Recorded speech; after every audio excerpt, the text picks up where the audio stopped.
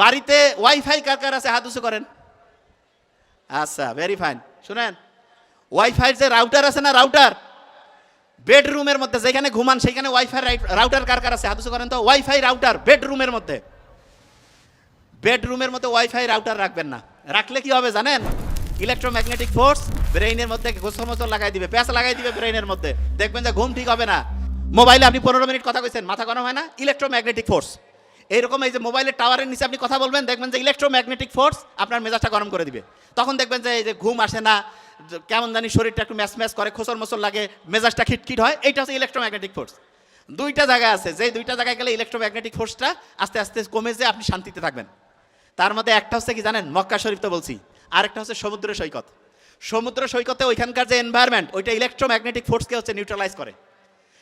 সমুদ্র সৈকতে গেছেন কারা কারা? হাত উঁচু করেন তো। ভালো লাগছে না খারাপ? যতবার যাবেন ভালো লাগবে, কারণ কি এই যে ইলেকট্রোম্যাগনেটিক ফোর্স সেইটাকে নিউট্রালাইজ করে। ঘুমের ওষুধ যে এত বাড়ছে, যেই দিন থেকে মোবাইল আসছে, টাওয়ার বাড়ছে, সেই দিন থেকে এই ঘুমের ওষুধের পরিমাণও বাড়ছে। ঠিক না বেঠিক বললাম? ভাইরাসের নাম শুনছেন? ভাইরাস, ভাইরাস শোনেন, মোবাইলেও ভাইরাস আছে, আবার এই জায়গাতেও ভাইরাস আছে। ভাইরাস আপনাকে যাতে অ্যাটাক করতে না পারে, এই জন্য আপনার শরীরের মধ্যে ফাইটিং কোর্স আছে। শুনেন, আল্লাহ কি অসাধারণ। ভাইরাস থেকে একটা জিনিস শেখার আছে। আপনি মনে করেন যে এই যে এই মোবাইলটা ধরেন ভাইরাস, এইটা ধরেন ভাইরাস, এইটাকে আমি এই কাপের উপরে রাখলাম, কাপের উপরে এই ভাইরাসটাকে কাপের উপরে রাখছি। কাপটা কি একটা জীব না জড়ো? জড়ো, এর তো জান নাই। তো এর উপরে যখন ভাইরাসকে রাখবো তখন তার কোনো জীবন থাকবে না, তার জীবন নাই। আবার এইটাকে মনে করেন আমি আমার শরীরের যোগ করলাম, তখন এই জীবন ফিরে পাবে। যে ভাই এটা কি করছে না, এরকম জিনিসকে বলে ভাইরাস। তার মানে সে যদি কোনো একটা বস্তুর মধ্যে থাকে তাহলে সে বস্তু হয়ে গেল, তার জীবন নাই।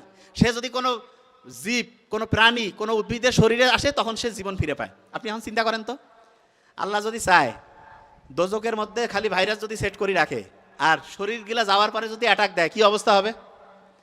ভাইরাসের কিন্তু কোনো মৃত্যু নাই, জানেন? ভাইরাসের কোনো মৃত্যু নাই। কিসের মরে হয়? ওই খালি সংখ্যা বাড়ায়, একটা থেকে দুইটা, দুইটা থেকে চারটা, এরকম করে সংখ্যা বাড়াবে, জীবন টানা নাড়া করে ফেলবে, একেবারে ধ্বংস করে ফেলাবে। আচ্ছা, এখানে আমরা যারা আছি, আমাদের আব্বা আম্মার সাথে আমাদের বয়স সাধারণত 20 বছরের পার্থক্য থাকে না? এই কথা কন না কেন?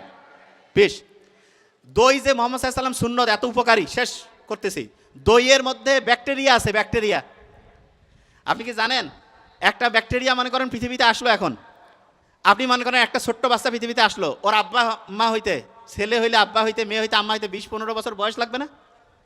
পৃথিবীতে একটা ব্যাকটেরিয়া যে এখনই আসলো, ওর আব্বা হইতে মানে ওর কাছ থেকে নতুন বাচ্চা আসতে কত বছর লাগতে পারে? কত আইডিয়া? কতক্ষণ? কয় বছর? ধরেন যে আমি এই যে যখন বক্তব্য শুরু করছি, ধরেন যে একজন ব্যাকটেরিয়া আসলো, 20 মিনিট পরে সে আব্বা হয়ে গেল, 40 মিনিট পরে সে দাদা, 60 মিনিট পরে গ্রেট গ্র্যান্ডফাদার হয়ে গেল। তার মানে প্রতি 20 মিনিটে একটা নতুন জেনারেশন আসে। বুঝেন নাই তো? বাংলাদেশের এখন মনে করেন লোক 20 কোটি, যদি 20 মিনিট পরে প্রত্যেকের আরেকটা করে বাচ্চা হয়, তাহলে কয় কোটি হবে 20 মিনিট পর? হ্যাঁ, 40, তারপরে 80, তারপরে কত? 160 কোটি। ব্যাকটেরিয়া 20 মিনিটে আগে পৃথিবীতে আসলো, 20 মিনিট পরে সে আব্বা হয়ে গেল, 40 মিনিট পরে দাদা হয়ে গেল, 60 মিনিট পরে পরদাদা হয়ে গেল। আমরা আমাদের বাচ্চা কাচ্চা নিয়ে অনেক সময় অহংকার করি না? আল্লাহ ব্যাকটেরিয়ার মধ্যে দেখে দিছে 20 মিনিটে আব্বা, 40 মিনিটে দাদা, 60 মিনিটে পরদাদা। তার মানে কোনো কিছু নিয়ে অহংকারের কিছু নেই, সবগুলোতে আল্লাহ এমন মেকানিজম করে দিয়েছে, আপনি অবাক হয়ে যাবেন। প্রত্যেকটা জায়গায় একদম ডিফারেন্ট। ভাইরাস, জাহান্নামের মধ্যে গেলে আল্লাহ যদি এইটা দিয়ে অ্যাটাক দেয়, শেষ। ব্যাকটেরিয়া, ও ব্যাকটেরিয়া মানে যে খারাপ তা না। আপনি যে দইয়ের মধ্যে দইটা কিনে খান, ওটা ব্যাকটেরিয়া কিনে খান। ওই ব্যাকটেরিয়া কি করে জানেন?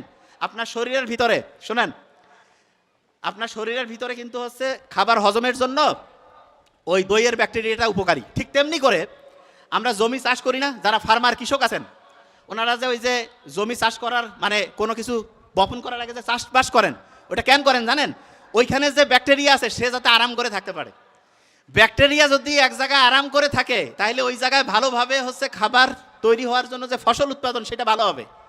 আপনি মনে করতেছেন আপনি বীজ দিলেন, পানি দিলেন, উপর থেকে সূর্যের আলো আসলো, জিনিস হবে, ঘন্টু হবে। ব্যাকটেরিয়া না হলে কিছুই হবে না। আল্লাহ খাবার দাবারের জন্য দেখেন আল্লাহ কি অসাধারণ। ব্যাকটেরিয়া যেই কাজটা করে, এই কাজটা আমরা অন্য সারটার দিয়ে যদি করতে চাই, তারপরও আমরা ওর মতো ন্যাচারালি করতে পারবো না। আমার কথা কি বুঝাইতে পারছি আমি? তার মানে মাটিতে যে আপনার ফসল উৎপাদন হচ্ছে এইটার জন্য আল্লাহর রহমত হিসাবে 24 ঘন্টা প্রতি মুহূর্তে কাজ করতেছে ব্যাকটেরিয়া। তা আমার মতে প্রত্যেকটা জিনিস এরকম সায়েন্টিফিক্যালি আমরা যদি বুঝতে পারি, এবং এখানে যে অভিভাবকরা রয়েছেন শোনেন, লাস্টের 2-3 মিনিট আগে এই ওঠা যাবে না, এই থামেন, সবচেয়ে দামি কথাগুলো আমি শেষে বলি।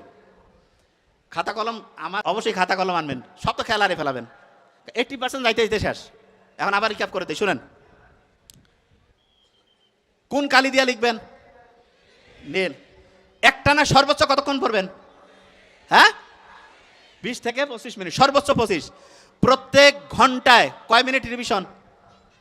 এই তো দেখেন ছোট বাচ্চাগুলোর ব্রেইন অ্যাক্টিভ আছে, এইলা খাঁটি ব্রেইন।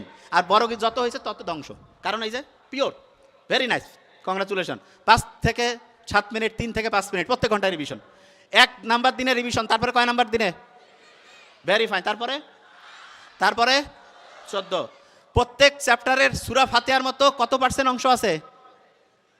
15 থেকে 20। 15 থেকে, প্রত্যেকটা চ্যাপ্টারে 15 থেকে 20% আগে পড়বেন, তারপরে বাকি পড়া পড়বেন এবং কন্টিনিউয়াস রিভিশন। আপনি যেটা হইতে চান সেইটা হবেন না হয়ে গেছেন? সেটা বাপ মার সাথে সম্পর্ক কেমন?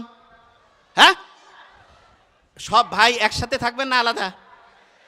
আর বাড়ির যত মা আছে, খালা, সকাল 10টায় উঠবে না 12টায়? 10টায় উঠবে, মূর্খ।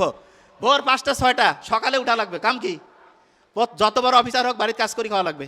এটার কোনো অল্টারনেটিভ নেই, এটা একেবারে প্র্যাকটিক্যাল কথা সবার জন্য, প্রত্যেকের জন্য। হ্যাঁ, এখানে একটা জিনিস বলি, অনেকে মনে করে আমি বোধহয় একটু মা ভক্ত বেশি। মা ভক্ত তো অবশ্যই বেশি, তবে আমি একটা জিনিস বলি, হাজব্যান্ডদের জন্য একটু বলি। অনেক আমার কমেন্ট আসে তো, কয় এই লোকটা খুব গ্যাঞ্জাম লাগিয়ে দিছে। হাজব্যান্ডের জন্য বলি একটা জিনিস, ওয়াইফ যত টাকা ইনকাম করুক, জীবনে ওয়াইফকে জিজ্ঞেস করবেন না যে তুমি কয় টাকা। আমি আমার ওয়াইফের ক্ষেত্রে বলে দিলাম তো, নাইলে তো ওই তো কমেন্ট করতে পারবে। জীবনে আমি জিজ্ঞাসা করি না যে তুমি কত টাকা বেতন পাও কি, জীবনে আমি কেন, আমি একটা ছোট লোক, ও টাকা যা পারছে করুক। এবং আপনার ওয়াইফের যত টাকা ইনকাম করুক, হাজব্যান্ড হিসেবে আপনার দায়িত্ব তাকে টাকা দেওয়া। তবে হ্যাঁ, এখানে আপনার কোটি টাকা দেখে আপনি বিশাল বেশি টাকা দিবেন, টাকা দেওয়ার ক্ষেত্রে আমার হিসাব আছে। আপনি আপনার বাচ্চাকে আন্দাজে টাকা দিবেন, ধ্বংস হয়ে যাবে। যেই টাকা লাগে তার চাইতে 20% কম দিবেন।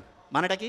লাগে 10,000 8,000 দিবেন, লাগে 5,000 4,000 দিবেন। যে ভাই এটা কি, কাজ করো, ভালো পরিশ্রম করো, ভালো ব্যবহার করো, অন্যের সাথে চমৎকার আচরণ করো, আস্তে আস্তে বোনাস পাবা। আর আপনারা কি করেন, লাগবে 10,000 দিয়ে দিলেন 12,000 20,000।